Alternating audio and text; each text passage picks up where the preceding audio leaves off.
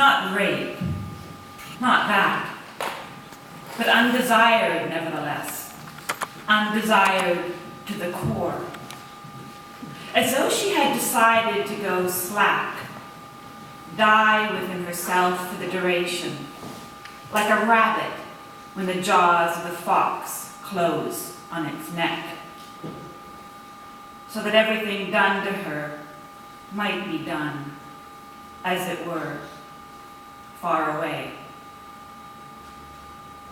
In this troubling passage from J.M. Coetzee's Disgrace, rape is invoked, then negated, not once, but twice.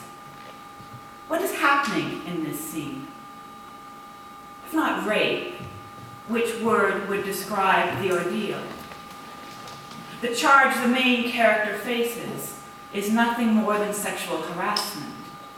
This white male professor, David Lurie, sleeps with his much younger student, Melanie, rechristening her Melanie for the dark one.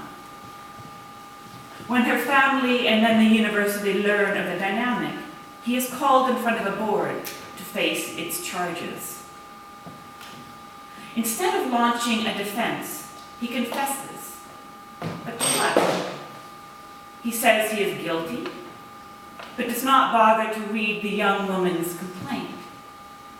He says he was a servant of Eros, his heightened language mocking the tribunal's allegations.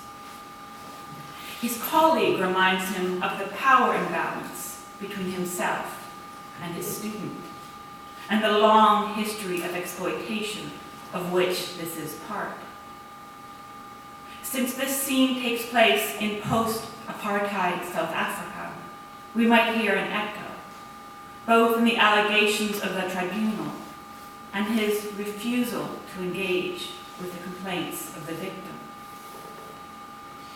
A fox enjoying its prey, a dog in heat, a dark angel, a man serving Eros. David Lurie moves from the animal to the sublime to justify his actions. My case rests, he tells his daughter, on the rights of desire, on the God who makes even the small birds quiver. This defense recalls Jacques Lacan's assertion that the only thing of which one can be guilty is of having given ground relative to one's desire. In fact, David Lurie can be described as something of a bad Lacanian, taking Lacan's statement and turning it into an imperative. Do not give away until your desire is fulfilled. Such a command is often attributed to Lacan, but he doesn't actually make it. Nor does he assert that our guilt lies only in our failure to satisfy our desires.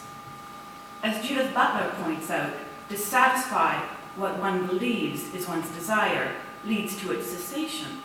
In other words, its death. And given that our desire is never in our conscious possession, a Lacanian ethics entails something rather more sustained and more complex than its immediate satisfaction. A search for one's desire, an attention to its vicissitudes. In the days after the tribunal, David travels to visit his daughter Lucy, who lives by herself on a farm in South Africa's Eastern Cape. But if he hopes for time to collect his thoughts, he instead finds himself undone. For in her bed, in her own home, his daughter is gang raped by 3 black assailants. They first trap her father in the bathroom, his head doused with alcohol and set aflame. When he lies down on returning from the hospital, he experiences what he calls a vision. He sees Lucy and hears her call for his help. In reality, his body is fragmented, one eye fused closed, hair and ear burnt. In the fantasy, he He sees his daughter and is capable of rescuing her. And she is able to speak and make clear the primacy of his role. In his desperation, he is driven to imagine himself as his daughter's potential savior. He soon goes even further than this initial vision. I know what Lucy has been through, he claims. I was there. But where was he? Certainly not in his daughter's place. In fact, he saw and heard nothing. He does not witness the attack and does not even hear his daughter describe it. She will not speak of the event, neither to him nor the police. Her experience exists beyond her father's imagined words and images. I have told the whole story, she says. The whole story is what I have told. This chiasmic assertion in which what is told becomes the story and vice versa suggests that the very absence of her telling is itself an expression of the assault's truth. When Lucy finally does share her experience with her father, she does so only to the literal gaps in his narration. He describes what he thinks took place in his tidy, dreadful phrases. And she inserts one word, and one word only. And. You were raped, multiply, by 3 men. And you were in fear of your life. You were afraid that after you had been used, you would be killed, disposed of, because you were nothing to them. And her voice is now a whisper. And I did nothing. I did not save you. That is his own confession. She gives an impatient little flick of the hand. This repeated "and" in Lucy's voice, a powerful but simple conjunction, implies that at each stage of her father's story, his words remain incomplete. The "and" propels his narration ineluctably forward, commanding him to the next statement and the next. But this "and" also stands on its own to mark what her father can never narrate. Even Lucy cannot find the words. Whatever happened constitutes a rupture within the very possibility of story, a terrible gap. For Lucy, this rupture is caused not just by the terror of the encounter itself, but its location in time and place, this place being South Africa. The structural oppression and history of collective violence of which she is heir is itself part of the trauma, not negating it, but making it a private affair. She does not grant herself the opportunity for a public trial with its promise of symbolic justice. Her father might deal in such abstractions as guilt and salvation, but she does not. She refuses to insert her experience into a narrative of crime and punishment. For how exactly would this act signify against the history of apartheid? Lacan's real is an undivided realm we left when we entered language. But the real also remains, knotted together with all we can imagine and symbolize. It emerges in the encounter between Lucy and her assailants, the very density of South Africa's racist history, rendering this traumatic juncture unspeakable. Another key term in Lucy's staccato exchange with her father is the word nothing. She was nothing to her rapist. You are right, she says to her father finally.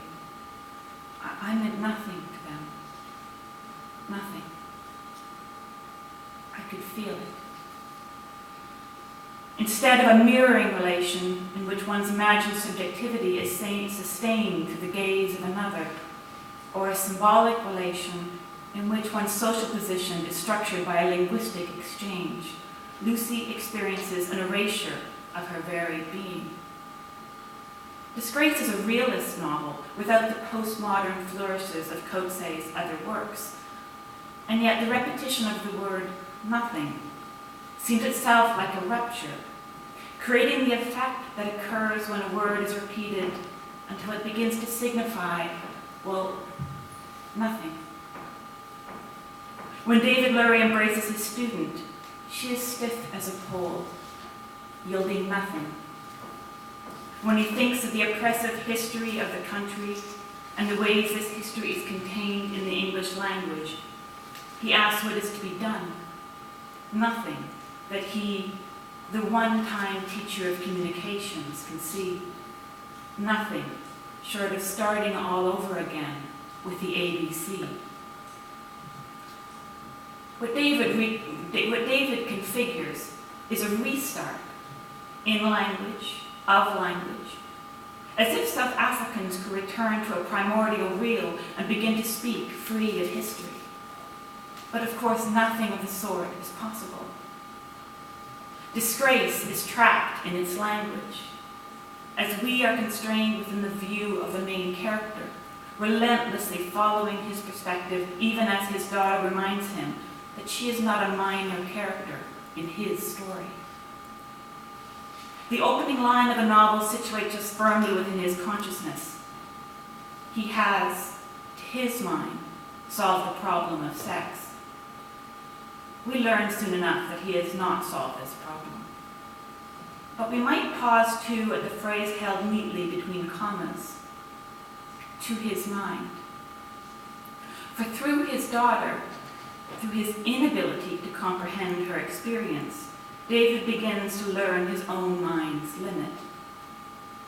He is not capable of situating himself within her subjectivity, even if he does curl up in her bed, which he has chosen to no longer occupy. Yet in his difficult interchanges with his daughter, he becomes capable, not of satisfying his desire, but rather of realizing it, attending to its arc, seeing what it has or could become. Lucy asks her father if his sexual relations don't in some way resemble a version of the attack she survived. He doesn't agree or disagree. For once, he seems to consider the threshold of his understanding. Disgrace is a love story. Most significant, not the eros that David claims he feels for his student, but rather the rugged bond between him and his daughter. From the day his daughter was born, he has felt for her nothing but the most spontaneous, most unstinting love. This love may lead to his omnipotent fantasy that he can save her, but it also compels him to listen to his daughter, even when she can barely speak, even or especially when he cannot grasp what she says. You think you understand, she tells him pointedly, but finally you don't, because you can't. Enigmatically, Lacan says loving is giving what one doesn't have.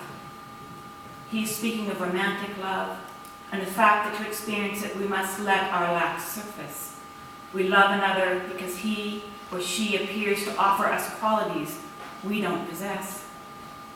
In the familial love David has for his daughter, there is also a form of giving what one does not have and having what one cannot give. What the father provides is not a rescue, but rather almost nothing. His own inadequacy, the impossibility of his ever comprehending what she has endured. To reconcile is to resume a friendship after an altercation, but it is also to bring together contradictory ideas, causing them to coexist. the desire of David Lurie continues uninterrupted, and yet he has begun to explore the effect of its course. When he visits his student's family, in order, it seems, to apologize, he tells the father that he lacks the lyrical. We seem to return to the obfuscating confession he offered the tribunal. And predictably, he cannot help but rest his eyes on his student's sister, this even younger beauty, his desire flickering as luridly as before. Yet he has explicitly admitted he is lacking. If he possessed the lyrical, perhaps he would be able to see the women he pursues as something other than a collection of desirable parts. His reckoning is perhaps best demonstrated not by this mangled attempt at apology, but rather by a silent moment. When he sees Melanie's sister together with her mother, he suddenly prostrates himself, stretching his body out on the ground, touching his forehead to the floor. In this scene, Melanie is not in the room, is not even in the house. He does not utter a word. Only this display of subjugation, which isn't even directed at the woman he hurt. No speech act, no direct apology to the object of his desire and the victim of what he now possibly sees is his crime. But instead, this complete physical surrender toward where she is not. To start at ground level, that is what his daughter will tell him they must do in this post-apartheid state. And here he is on the ground. What does this strange gesture signify? It is indulgent, theatrical, likely unbearable to witness. It has its own history. To drop to the floor in this manner signals submission, as before a deity or a master or a victor. Yet within the overdetermined conditions of which this white colonial man is a part, perhaps the act of lying on the floor is itself a kind of gap. Perhaps this is what a real apology might look like. Real in Lacan's sense of the term. The real is the impossible. We cannot access it through symbolic and imaginary realms. This one-time professor of communications is reduced to signaling in some other form than his fantasized images and his sophisticated words. He immediately questions if this gesture is enough. And if not, what more? It is not enough. Like his daughter's "and" that punctuates his story, it is inadequate to signify on its own. And therein rests his gesture's power, or rather its lack of power, this brief, confusing moment in which one man changes his place.